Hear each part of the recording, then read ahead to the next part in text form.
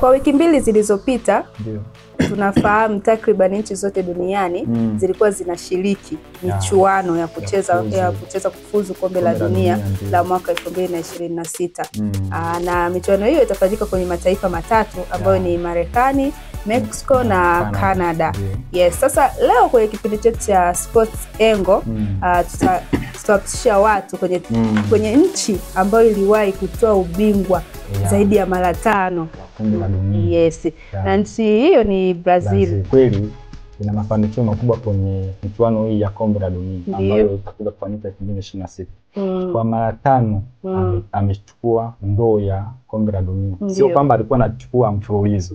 Hapana, alikuwa ni miaka tofauti. Na tangu hii michuano ianze mwaka 1930 ni mara 19 imefanyika kwa miaka 83 mpaka sasa hivi. Ndio. Umeona, na imefanyika finali hizi zilikuwa zinaendelea, lakini kuna muda zilikatishwa kwa sababu ya mtafaruku uliotokea vita vya dunia ya pili ambayo ilikuwa ni mwaka 1942 hadi mwaka 1946. Lakini finali zilianzishwa mwaka 1930. Ndio. Tunakumbuka ni mwaka 1930 nchini Uruguay. Uruguay ndiyo alikuwa host wa kwanza kabisa. Kwa hiyo alipata hiyo bahati mpaka sasa hivi ni kama historia. Okay. Kwa sababu hiyo Marekani sio Marekani, ni Brazil amefanya vizuri. Kweli ana historia nzuri kwenye michuano ya kombe la dunia. Ile mara ya kwanza anachukua kabisa ilikuwa ni mwaka 1958. Alichukua kutoka kwa nchi ambayo ilikuwa ina host michuano hii, ilikuwa ni Sweden. Sweden ndio alikuwa na host, lakini pia alichukua mwaka 1962 kama unakumbuka. Ilikuwa ni nchini Chile. Chile ndio alikuwa na host. Mwaka uliofuata ilikuwa ni mwaka 1970. Ndio alichukua tena, ilikuwa ni Mexico. Mexico ndio alikuwa ni mwenyeji wa michuano ya kombe la dunia kipindi hicho. Lakini pia akachukua kwa mara ya 4 ilikuwa ni Marekani. Ilikuwa ni mwaka 1994. Ndio. Umeona, ulikuwa umeshazaliwa Alice? Hapana. Yes, nilikuwa hata sina mpango. Sawa, kwa mara ya mwisho pia akachukua mwaka 2002.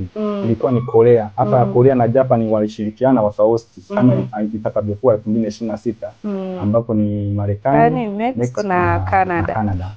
Watashirikiana hapo watahost. Kwa ufupi ndio historia ambayo alichukua Marekani kwa miaka hiyo na Brazil. Okay.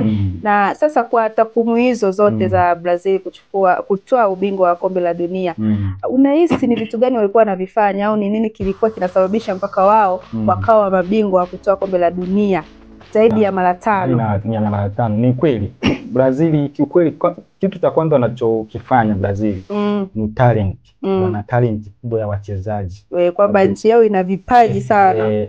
Na hiyo imekuwa ikiwasaidia sana Brazil. Yaani kwa wachezaji walio wengi duniani, walio wengi wana talent na mpira wanatokea Brazil. Hiyo inafahamika.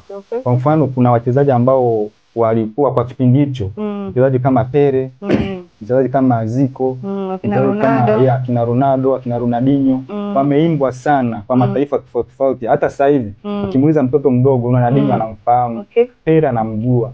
Ni vizazi ambavyo vilikuwa na talent kubwa sana. Umeona, lakini sio hivyo tu.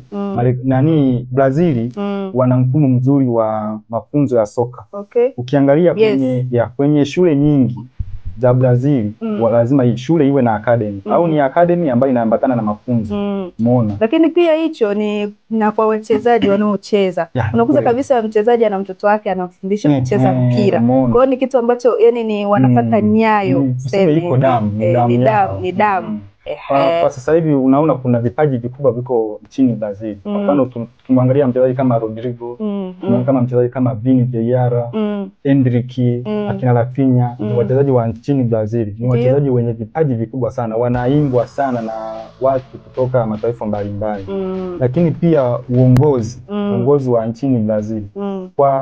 Kwa miaka mingi mimi sijawahi kusikia kama Brazil kuna mtafaruku wowote. Labda kama ilitokea kuna kipindi fulani ilitokea, lakini na yenyewe ilikuwa kubwa sana kama nchi nyingine. Kwa hiyo na yenyewe inawasaidia kuwa na tension kubwa ya kufikiria kuhusu michezo, kuhusu miundombinu ya kimichezo. Kwa hiyo na yenyewe inawasaidia sana. Mpaka sasa hivi mafanikio walionayo Brazil kwenye soka, kweli hata serikali inachangia. Sababu serikali ilifika hatua ikasema kwamba kama kuna shule yoyote ambayo inafundisha masomo tofauti na michezo itafungwa. Kwa hiyo waliamua kwamba kila shule iwe na academy. Iwe na academy ya kufundisha michezo. Kwa namna hiyo kikweli iliwabeba sana Brazil. Lakini sio nani tu hiyo, ni hata historia ya mafanikio. Ndio. Inaongoza sana kwa michuano, mashindano. Mashindano wamechukua mashindano makubwa. Kwa mfano kama mashindano ambayo yanafanyika kama unavyoona kama mfano kama UEFA wamechukua sana. Unaona? Kwa hiyo ni vitu ambavyo vipo kabisa vinaonekana. Kama Brazil kikweli imejizatiti sana kuhusiana na michezo. Imeweka nguvu sana kwenye swala zima la michezo. Basi nahisi nchi nyingine zinaweza kuiga mfano wa nchi ya Brazil. Mimi nataka nisemee Tanzania.